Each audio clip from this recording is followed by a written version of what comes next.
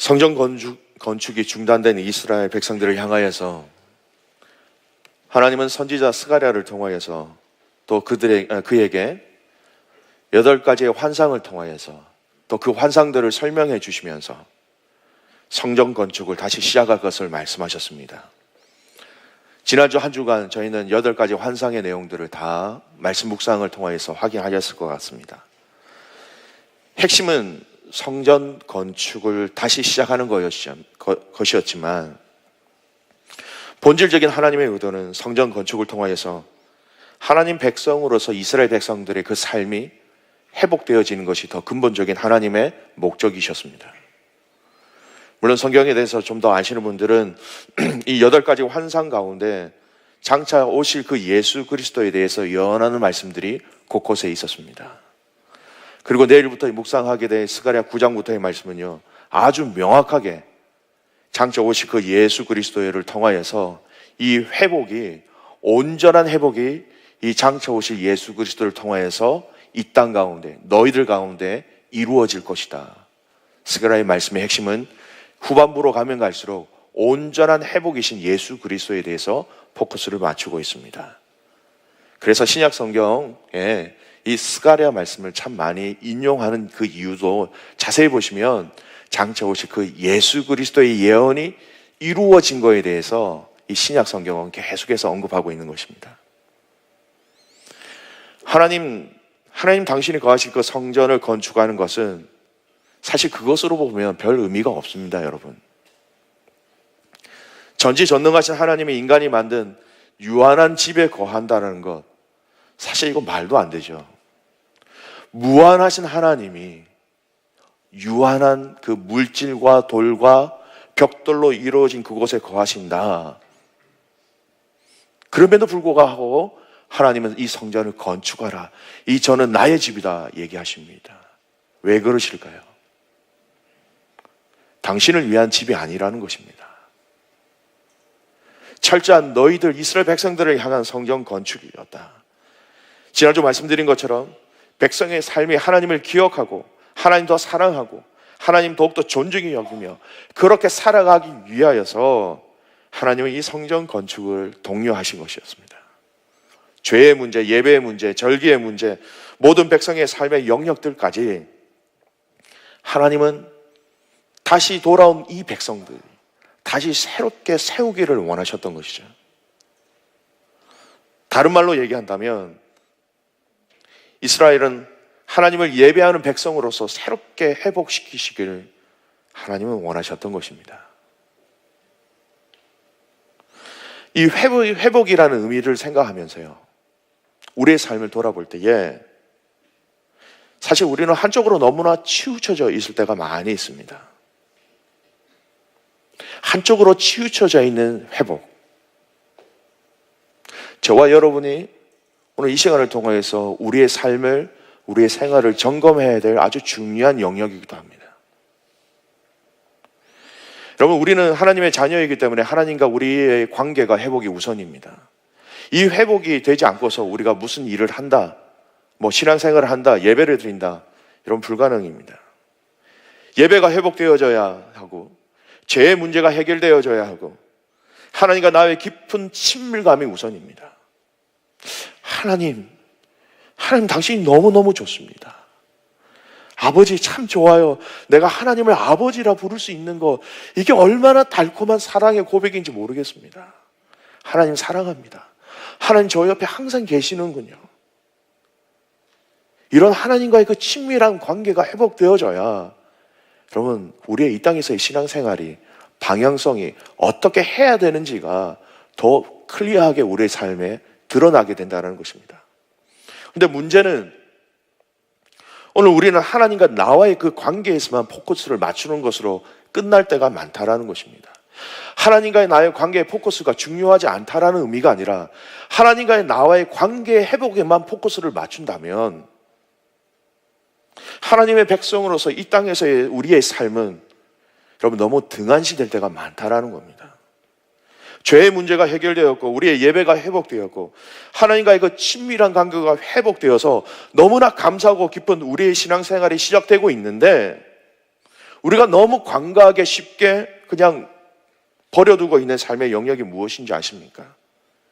일반적인 우리의 삶의 영역이란 것입니다.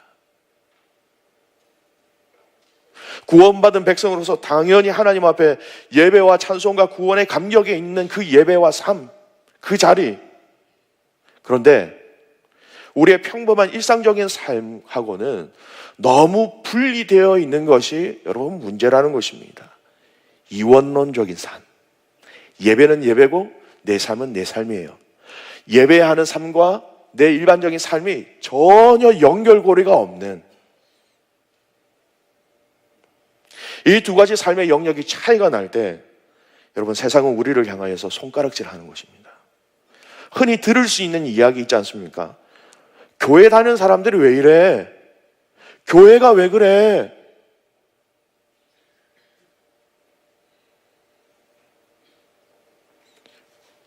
여러분 혹시 신앙생활 하시면서 여러분이 개인적으로 그런 얘기를 들어보신 적이 있으십니까? 쉽게 이야기하면 예배 드릴 때의 삶과 행동이 예배 이후에 우리의 삶의 터전으로 나갔을 때는 전혀 다른 우리의 삶의 형태가 나타나는 것. 이건 하나님의 문제다. 하나님이 지적하고 계신 것입니다. 예배 드릴 때와 나의 일터에서의 삶, 기도할 때와 나의 가정 안에서의 나의 삶, 나의 언어, 나의 가치관, 나의 생각들, 교회 안에서의 나의 삶과 교회 밖에서의 나의 삶의 차이가 나는 것, 여러분 건강한 것 아닙니다. 여러분 구원받은 백성의 삶의 열매가 참 중요합니다. 여러분 혼돈하지 마시기 바랍니다.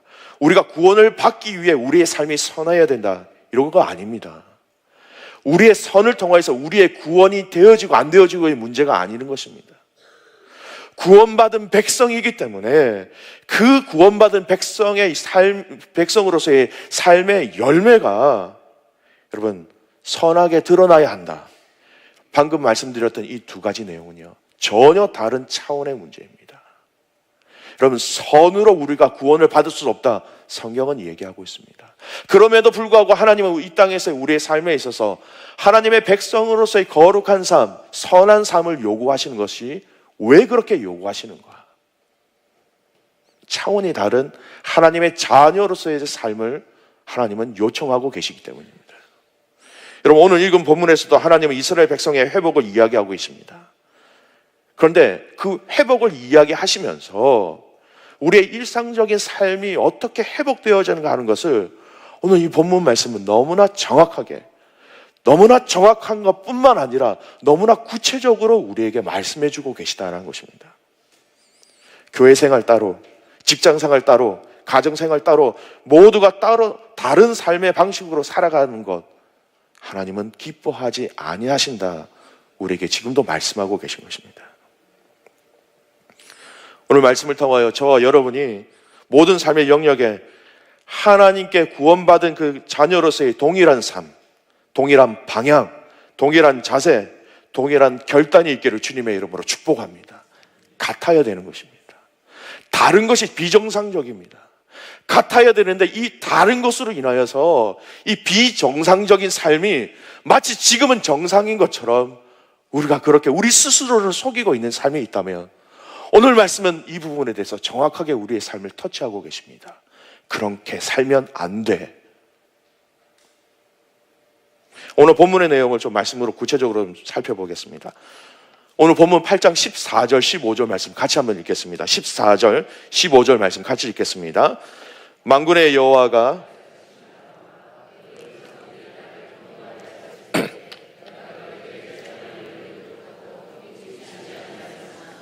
이제 내가 다시 예루살렘과 유다 족속에게 은혜를 베풀기로 뜻하였나니 너희는 두려워하지 말지니라.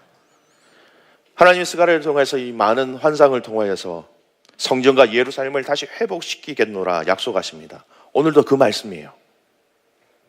그리고 오늘 본문은 하나님은 이스라엘 백성들에게 더 이상 염려하지 말라라고 얘기하십니다. 내가 다시 너희에게 은혜를 베풀겠노라. 다시 너희를 회복시켜 주시겠노라. 이 회복의 약속을 계속해서 말씀을 하시면서 이스라엘 백성들에게 오늘 한 가지 명령을 하십니다.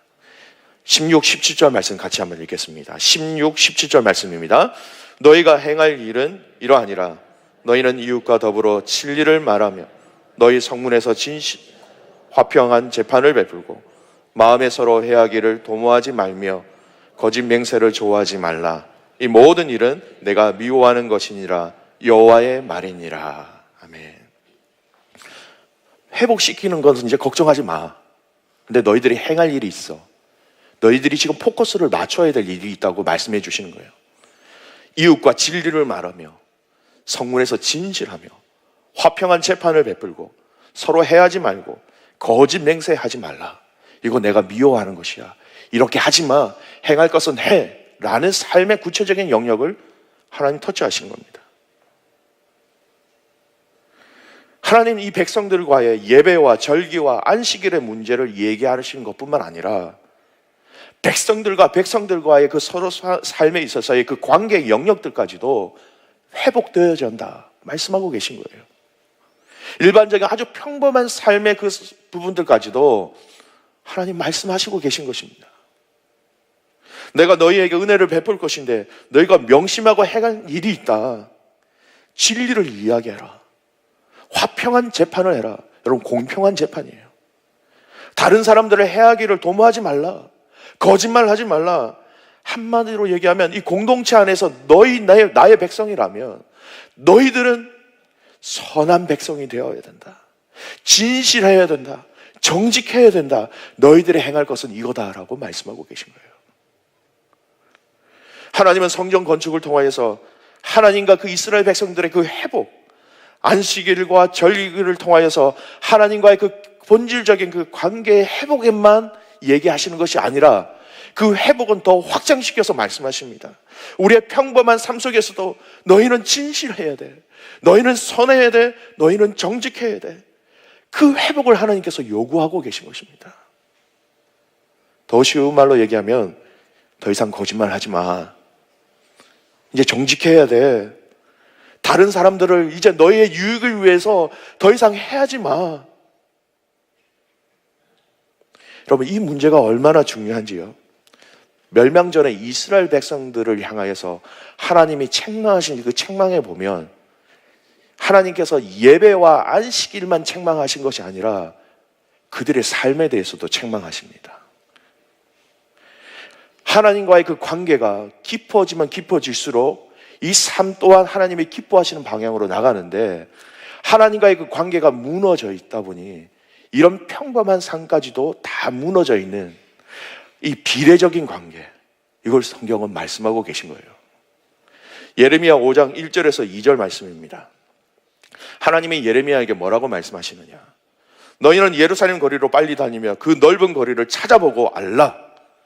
너희가 만일 정의를 행하며 진리를 구하는 자를 한 사람이라도 찾으며 내가 이 성읍을 용서하리라. 그들이 여호와께서 살아계심을 두고 맹세할지라도 실상은 거짓 맹세니라. 무슨 말입니까? 성 안에 진리를 진실되게 선하게 정직하게 살아가고 있는 사람 한 사람이라도 발견한다면 내가 이 예루살렘을 멸망시키지 아니하겠노라. 하나님과의 관계가 무너진 이스라엘 백성들, 주신 공동체 안의 삶 또한 하나님과 상관없이 다 무너졌다라는 하나님의 그 평가라는 것입니다. 하나님의 진단이라는 것입니다. 여러분, 아모스 2장 6절 말씀입니다. 여호와께서 이와 같이 말씀하시되 이스라엘의 서너 가지 죄로 말미암아 내가 그 벌을 돌이키지 아니하리니, 하나님이 아모스를 통해서 너희 이스라엘 땅을 내가 이렇게 책망하고 이렇게 멸망시키는 이 이유가 무엇이냐? 이는 그들이 은을 받고 의인을 팔며 신 한 컬레를 받고 가난한 자를 팔며, 이렇게 평가하십니다. 은을 받으려고, 돈을 받으려고 의인을 팔고 선한 사람들을 팔아 넘기고 신발 한 켤레를 받으려고 궁핍한 자를 팔았다라는 것입니다. 신발이나 은 하나를 얻기 위해서 정의도 희생시키고 인간의 생명도 가치도 무시했다라는 거예요. 도덕적 윤리의 삶이 모두 망가진 채로 살아가는 이스라엘 백성들의 삶, 하나님은 정확하게 질타하고 계십니다. 그러면 이 말씀은 호세아서에도 찾을 수가 있어요. 호세아 12장 6절에서 7절 말씀. 그러즉 너희 하나님께로 돌아와서 인애와 정의를 지키며 항상 너희 하나님을 바랄지니라. 그는 상인이라 손에 거짓 저울을 가지고 속이기를 좋아하는도다. 하나님께로 돌아오는데 그것을 뭐라고 표현하냐면 인애와 정의를 지킨다. 인애와 정의가 무엇입니까? 사람과 사람들 관계 속에서 지켜야 될 아주 기본적인 진실된 삶을 얘기하고 있다는 것입니다. 상인들이 거짓으로 다 속이고 있다. 진실하지 못하다. 하나님과의 관계가 무너진과 동시에 공동체 안에서 지켜야 할 선함, 배품, 신뢰, 정직의 문제가 다 무너졌다라는 것입니다.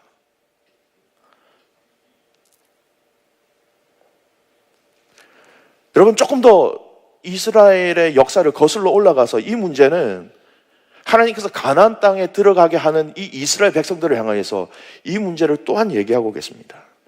이스라엘 백성들이 가나안 땅에 들어갔을 때에 하나님께서 그 삶의 원칙들을 말씀하셨습니다. 제사는 이렇게 드려라. 절기는 이렇게 져요. 안식일은 이렇게 지켜라고 세세하게 얘기하시면서 그것만 얘기하신 것뿐만 아니라 그 땅에서 너희는 이렇게 살아야 돼라는 삶의 원리를 말씀하셨습니다. 신명기 27장 16절에서 19절 말씀입니다. 그는 부모를 경홀히 여기는 자는 저주를 받을 것이라 할 것이요 모든 백성이 아멘 할지니라.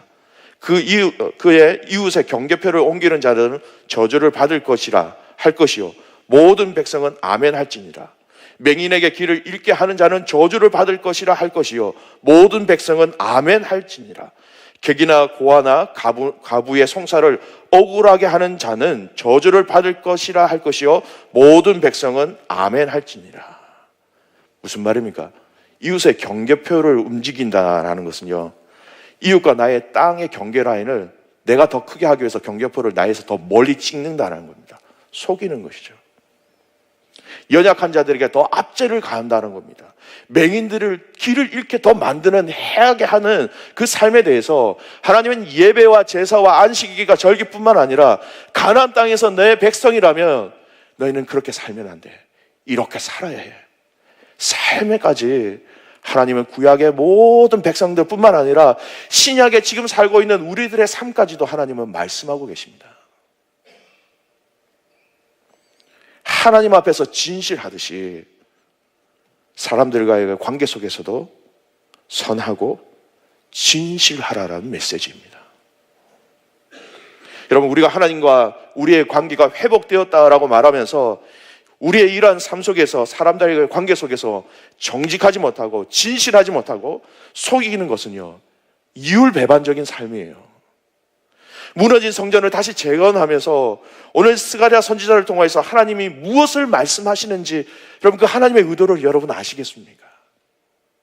하나님 사랑합니다, 하나님 사랑합니다라고 고백하면서 우리의 삶에 그 하나님의 사랑이 이웃을 향한 정직과 진실함과 용서와 사랑으로 드러나지 않는다면 여러분, 그것은 정말 이기적인 사랑이에요. 그 이기적인 사랑을 하나님은 원치 아니하신다는 겁니다. 나면 잘 되면 되지 뭐. 여러분, 그것은 하나님이 기뻐하시지 않는 삶이라는 겁니다. 사랑하는 귀한 믿음의 가족 여러분, 오늘 이 시대에 우리가 회복해야 될 영역이 있다면 바로 이 영역입니다. 우선 하나님과 나의 관계가 회복되어져야 합니다.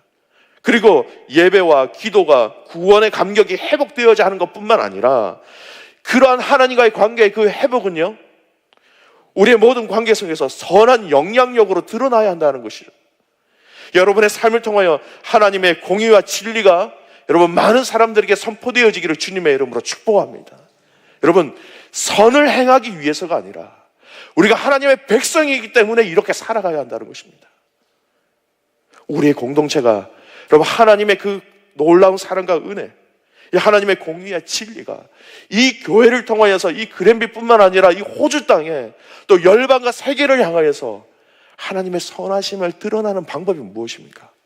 하나님은 그 안에 계시면서, 우리 안에 계시면서 하나님의 방법대로 반응하는 백성들을 통하여서 하나님의 선하심을 이 땅에 알리신다라는 것입니다. 하나님과 관계의 그 온전한 회복은요, 우리의 삶에서도 온전한 열매로 드러나야 한다. 사도 바울이 디모데에게 쓴 편지에도 나와 있습니다. 디모데전서 6장 17절에서 19절 말씀입니다. 내가 이 세대에서 부한 자들을 명하여 마음을 높이지 말고 정함이 없는 재물에 소망을 두지 말고 오직 우리에게 모든 것을 후히 주시는 하나님, 후히 주사 누리게 하시는 하나님께 두며 선을 행하고 선한 사업을 많이 하고 나누어 주기를 좋아하며 너그러운 자가 되게 하라. 이것이 장래에 자기를 위하여 좋은 터를 쌓아 참된 생명을 취하는 것이니라.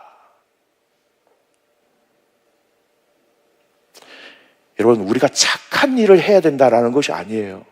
그냥 도덕적으로 선해야 된다 이것이 아니라, 우리의 삶에 나의 선함을 드러내는 것이 아니라 우리의 삶 가운데 하나님의 선하심을 우리의 삶을 통해서 드러내는 것. 여러분, 저와 여러분이 선해봐야 얼만큼 선할 수 있겠습니까?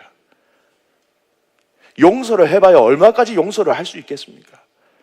저와 여러분이 하나님 아니면 세상이 용서하는 그 수준밖에는 더 이상 용서할 수 없는 나약한 죄인입니다. 세상이 베풀 수 있는 그 사랑까지 우리의 한계입니다. 그러나 우리 안에 계신 그 하나님의 선하심이 우리 안에 흘러 넘쳐날 때에 세상이 할 수 없는 용서, 세상이 할 수 없는 섬김, 세상이 할 수 없는 하나님의 선하심을 흘려보낼 때에 세상이 우리를 향하여서 너희는 우리와 다르구나, 너희는 우리와 다르구나, 그렇게 세상이 우리를 바라보게 된다는 것입니다. 여러분, 우리의 삶에 선함이 드러나야 하는 이유는요, 하나님이 선하시기 때문입니다. 그리고 우리가 그 선함을 나타내는 그 동기도요, 나의 선함을 드러내는 것이 아니라 하나님이 선하시기 때문에, 하나님이 선하시기 때문에 내 삶의 선함이 드러나야 한다. 우리의 선함의 원리라는 것입니다. 세상과 우리가 똑같은 선을 행한다 하더라도 믿음의 사람들의 선의 원리는요, 하나님이 선하시기 때문에 이 선의 원리를 행하는 것이고, 그렇기 때문에 그 선의 영광은 우리가 받는 것이 아니라 그 선의 영광은 하나님께 올려드린다라는 것입니다. 요한 3서 1장 11절 말씀입니다. 사랑하는 자여, 악한 것을 본받지 말고 선한 것을 본받으라. 선을 행하는 자는 하나님께 속하고 악을 행하는 자는 하나님을 배웁지 못하였느니라. 우리가 하나님께 속하였다면 당연히 선을 행하는 것이다. 저와 여러분 삶 속에 우리가 하나님께 속해 있음을 드러나는 선함과 진실함이 넘쳐나기를 주님의 이름으로 축복합니다. 우리의 선함은 우리의 이름이 높여지는 것이 아니라 하나님의 선하심을 드러내는 방법인 것입니다. 여러분, 이와 같은 견지에서요, 오늘 말씀은 또 금식에 대해서 말씀하시는데, 여러분, 금식 또한 하나님께서 이 원리와 방법으로 백성들에게 말씀하고 계십니다. 8장 18절하고 19절 말씀인데요, 여러분 있으시면 같이 한번 읽겠습니다. 18절 말씀입니다. 만군의 여호와의 말씀이 내게 임하여 이르시되, 만군의 여호와가 이같이 말하노라. 넷째 달의 금식과 다섯째 달의 금식과 일곱째 달의 금식과 열째 달의 금식이 변하여 유다 족속에게 기쁨과 즐거움과 희락의 절기들이 되리니 오직 너희는 진리와 화평을 사랑할지니라. 오직 너희는 진리와 화평을 사랑할지니라. 7장부터 사실 금식 얘기가 나오고 있습니다. 7장에 보면 이스라엘 백성들이 질문을 합니다. 5월과 7월에 하는 그 금식을 70년 동안 포로 생활 때 했는데 이거 계속 해야 됩니까? 라는 거예요. 오늘 본문 말씀은 스가랴는 4월과 10월에 있는 이 금식을 덧붙여서 얘기합니다. 여러분, 5월에 대한 금식은요, 이스라엘 함락을 기억하는 금식입니다. 10월은요, 그 이스라엘 총독 그달랴가 죽었습니다. 그 죽음을 애도하는 금식입니다. 아마 4월 금식은 이 느부갓네살이 이 예루살렘을 애워쌌을 때에 기억하는 그 고통을 기억하는 금식. 또 4월은 그 이스라엘 백성들이 함락된 것을 가슴 아파하는 그런 아픔이 있는, 아픔을 기억하는 절기들을 세워서 이 금식을 했던 것이죠. 모두가 이 금식들은 예루살렘 멸망과 관계에 있는 것입니다. 금요일 말씀 큐티를 하신 분들은 알겠지만 베델에 올라온 사람들이 5월과 7월에 이렇게 고통스러운 것을 기억하는 이 금식 해야 됩니까? 우리가 이제 성전을 건축하는데 그 고통을 기억해야 돼요. 그것을 기억하면서, 아픔을 기억하면서 계속 금식을 해야 됩니까? 질문을 합니다. 근데 하나님의 대답은 yes, no가 아닙니다. 너희가 왜 금식하느냐? 금식의 동기와 목적이 무엇이냐 말씀하시는 거예요. 어떻게 보면 7장에 대한 그 베델에서 올라온 사람들이 금식에 대해서 물었을 때의 그 대답과 오늘 스가랴를 통해서 주신 하나님의 대답은 동일한 대답입니다. 이제 이런 아픔과 고통을 기억하는 금식, 그거 기쁨과 즐거움의 절기가 될 것이다. 회복을 얘기하십니다. 왜냐하면 온전한 회복을 통해서 이제는 그런 아픔과 눈물들이 다 치유될 것이다. 하나님이 약속하셨습니다. 하나님의 약속의 회복입니다. 그리고 금식 대신 하나님께서 그들에게 말씀하시는 것이 무엇이냐? 진리와 화평을 사랑할 것이다. 진리와 화평을 사랑해라고 말씀하십니다. 오직 너희는 진리와 화평을 사랑할지니라. 이스라엘 백성들의 아픔의 그 금식의 원인은 무엇입니까? 하나님을 떠남으로 말미암아 그 하나님과의 관계가 끊어졌고 그 거룩한 삶까지 무너졌는데, 그 거룩한 삶이 무너짐과 동시에 공동체 안에서 얼마나 너희들 안에서 거짓으로, 속임으로, 다툼으로 그렇게 살았느냐. 그것이 원인이었지 않느냐. 그래서 하나님이 그 금식을 할까요 말까요 라는 것을, 그 질문에 전혀 다른 대답을 주십니다. 7장 9절 10절 말씀, 만군의 여호와가 이같이 말하여 이르시기를 너희는 진실한 재판을 행하며 서로 인애와 긍휼을 베풀며 가부와 고아와 나그네와 궁핍한 자를 압제하지 말며 서로 해하려고 하는 마음을 도모하지 말라 하였으나. 무슨 말입니까 여러분? 성전을 통해서 이제 너희가 하나님과 나의 관계가 회복되어지는 것과 동시에 이제는 서로 용서하고 도와주고 인애하며 긍휼히 여기는 이 삶이 더 중요한 것이다. 진리와 화평으로 너희가 함께 살아가야 한다. 삶의 회복을 하나님 계속 말씀하시는 거예요. 여러분, 제가 금식 기도가 중요하지 않다라는 의미가 아닙니다. 너희가 왜 그렇게 금식을 하게 됐느냐?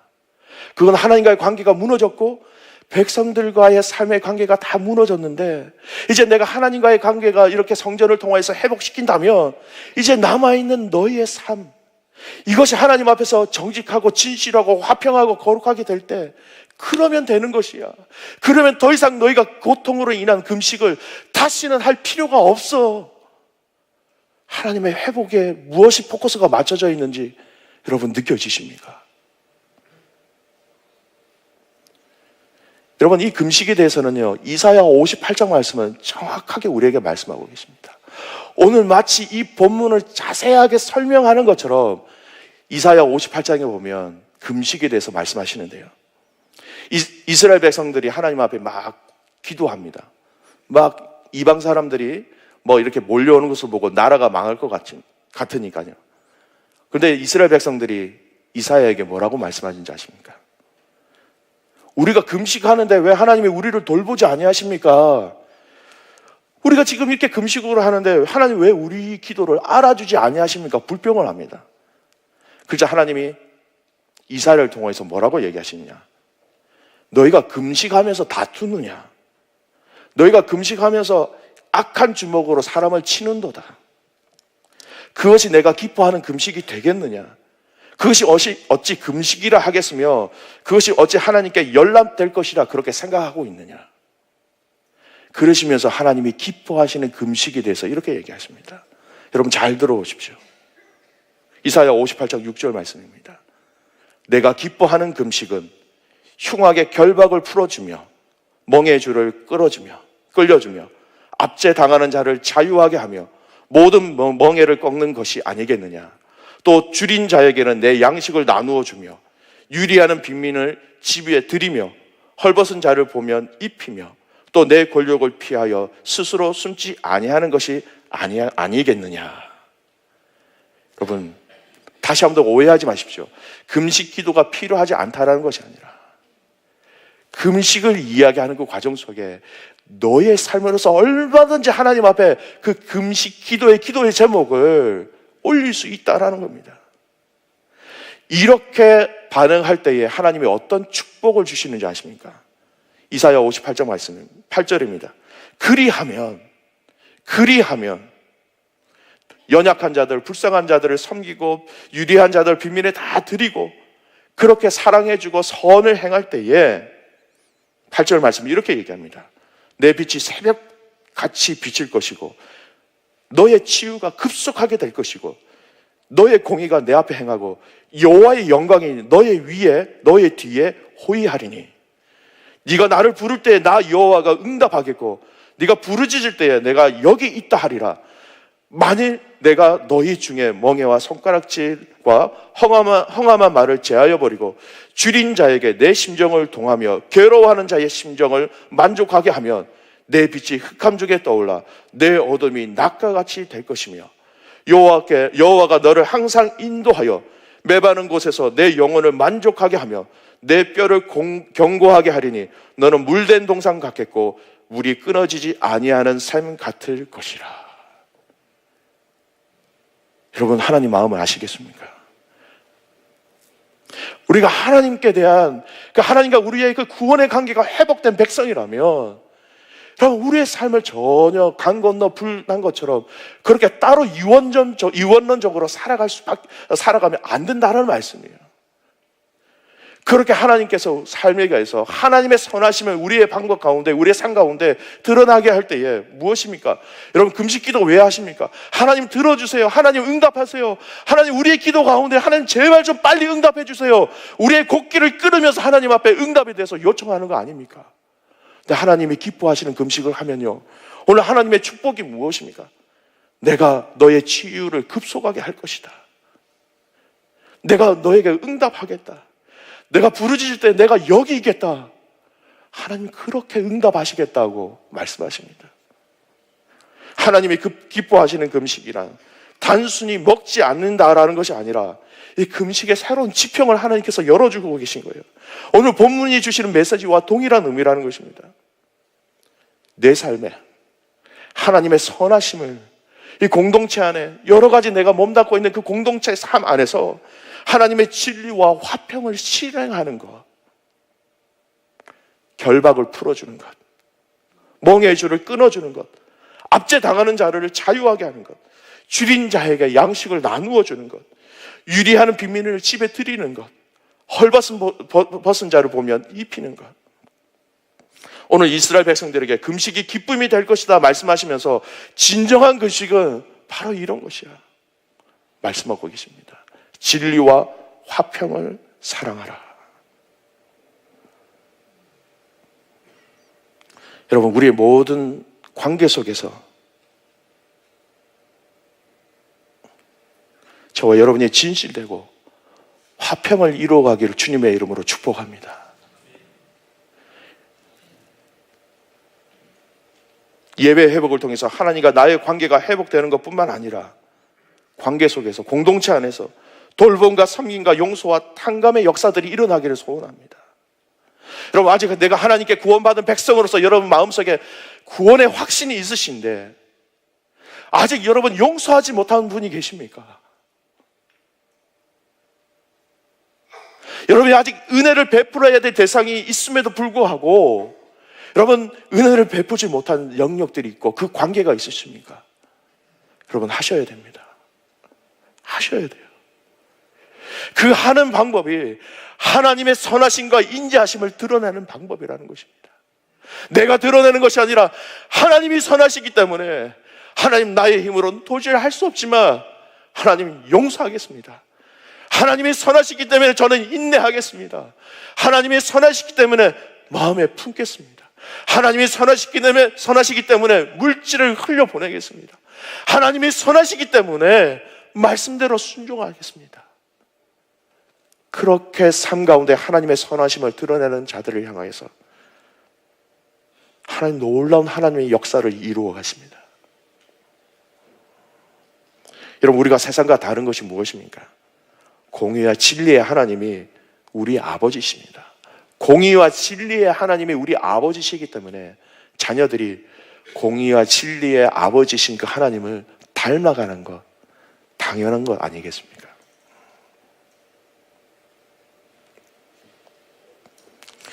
이렇게 살아갈 때 하나님께서 오늘 이 본문의 말씀은 이스라엘 백성들에게 여러분 상상할 수 없는 놀라운 축복을 말씀하십니다. 온전히 세워진 예루살렘을 통하여서 이런 일들이 일어날 것을 이야기하시면서 하나님의 그 온전한 회복입니다. 예배와 절기와 죄의 문제가 회복되어지는 것뿐만 아니라 이 예루살렘의 백성들이 서로 구제하고 사랑하고 물질을 흘려보내고 용서해주고 안아주고 품어주고 하나가 되는 그 과정을 통해서 온전한 회복이 이루어질 때에 하나님 어떤 축복을 주시는지 아십니까? 스가랴 8장 21절에서 23절까지 말씀입니다. 오늘 본문 말씀인데 같이 한번 읽겠습니다. 이 성읍 주민이 저 성읍에 가서 이르기를 우리가 속히 가서 만군의 여호와를 찾고 여호와께 은혜를 구하면 나도 가겠노라 하겠으며 많은 백성과 강대한 나라들이 예루살렘으로 와서 만군의 여호와를 찾고 여호와께 은혜를 구하리라. 만군의 여호와가 이와 같이 말하노라. 그날에는 말이 다른 이방 백성 10명이 유다 사람 한 사람의 옷자락을 잡을 것이라. 곧 잡고 말하기를 하나님이 너희와 함께 하심을 들었나니 우리가 너희와 함께 가려 하노라 하리라 하시니라. 아멘. 많은 백성들, 강대한 나라들, 우리에게도 지금 너희 이스라엘 땅, 이 예루살렘에 있는 이 성읍의 삶을 보니까 너희가 누리고 있는 이 은혜와 진리와 화평, 도대체 이것이 무엇이냐? 어떻게 너희는 그렇게 용서해주고, 어떻게 서로 도와주고, 어떻게 서로 인정해주고, 어떻게 서로 받아주고, 어떻게 이렇게 평안스럽게 사랑하면서 살아갈 수 있느냐? 나도 너희들처럼 살고 싶다. 이방 백성들이 이스라엘 백성들의 삶을 보고 나도 너희들에게 끼워줘. 나도 너희의 백성들처럼 살고 싶어. 너희들 공동체 안에 나도 좀 받아줘. 이런 역사가 일어날 것이야. 하나님 그렇게 말씀하고 계십니다.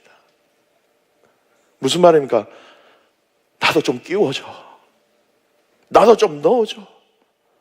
나도 그 맛을 좀 보게 해줘. 다른 이방 백성 10명이 유다 사람 한 사람의 옷자락을 잡으며, 여러분 옷자락을 잡는다는 것이 무엇입니까? 매달리는 거예요. 그게 뭐냐? 너무너무 행복하게 보이는데 나에게도 그 은혜를 달라. 우리에게도 그 은혜를 달라. 왜 그렇게 행복하게 감사하게 서로를 살아가면서 환경은 그런 것 같진 않은데 어떻게 이렇게 살아갈 수 있냐? 나도 거기에 좀 끼워줘. 무엇입니까? 하나님과의 온전한 관계 회복이 우리의 일상적인 삶과 공동체 안에서, 일터에서, 가정에서, 자녀들을 양육하는 모든 삶의 영역에서 회복되어질 때에 온전한 회복은요, 세상을 향하여서 영향력이 있다라는 것입니다.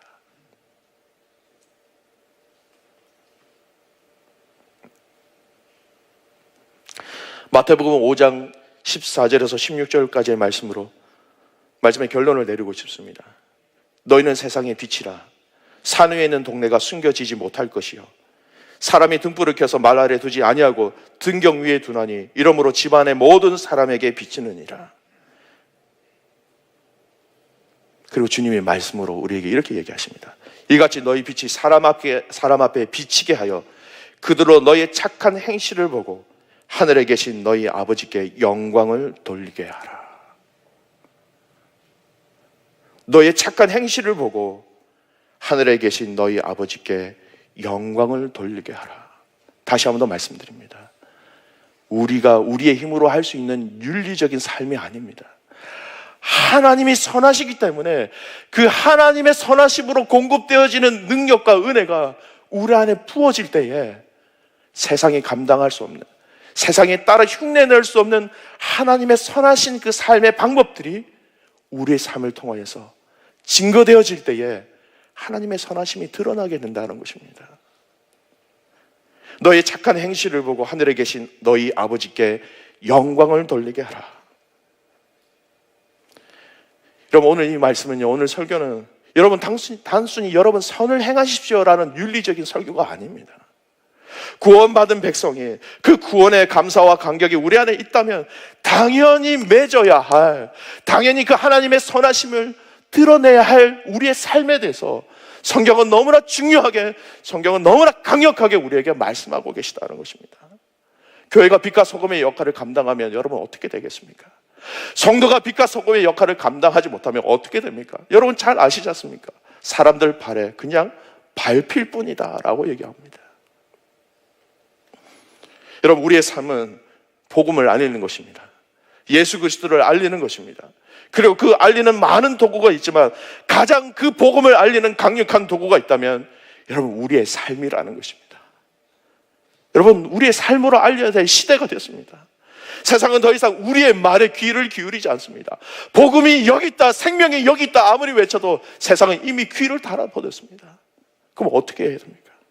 우리의 삶이 그들에게 보여줄 때에 오늘 이방 족속들이 나도 너희들 공동체에 끼워달라고 그 옷자락을 붙잡는 것처럼 오늘 우리의 거룩한 사연, 선한 삶을 통하여서 이 백성들과 이 땅과 이 민족을 향하여서 하나님의 선하심을 드러낼 때에 여러분, 이 땅이 변화되어진다라는 것입니다.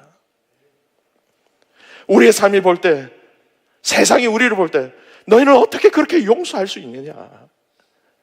너희는 어떻게 그렇게 사랑할 수 있느냐? 너희는 어떻게 그렇게 우리랑 다르냐? 너와 함께 하시는 하나님, 너의 삶에서 내가 좀 보여지는 것 같아. 그 보여지는 그 하나님에 대해서 나에게도 좀 가르쳐 줘라. 나도 너와 함께 하고 싶다. 네가 믿는 그 하나님 나도 믿고 싶다. 그들 스스로 여러분 우리에게 찾아오게 된다는 것입니다. 이런 은혜가 저와 여러분의 길을 주님의 이름으로 축복합니다.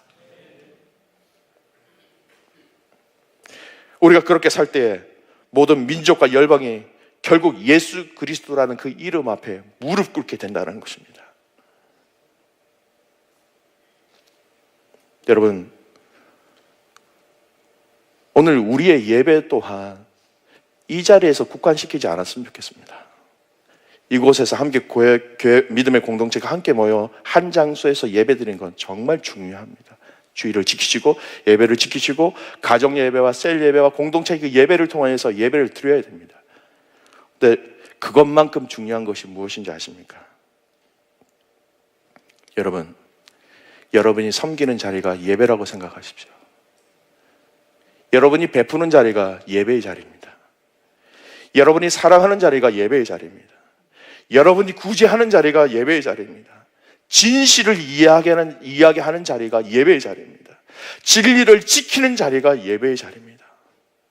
여러분, 우리의 삶이 다 하나님 앞에 하나님을 인정하는 예배의 자리임을 여러분 기억하시기 바랍니다. 우리 예수 그리스도 주님은요, 저와 여러분에게 말씀을 통하여 말씀만 얘기하신 거 아니에요. 하나님과 그 긴밀한 그 관계를 보여주신 것뿐만 아니라 예수님은 삶으로 우리에게 보여주셨잖아요. 말씀만 하신 것이 아니라 삶으로 제자들에게, 이스라엘 백성들에게 보여주셨다라는 것입니다. 말씀의 결론을 맺습니다. 사랑하는 교회 믿음의 가족 여러분, 여러분이 서 있는 그곳 어디서나 그것이 예배의 자리임을 기억하십시오.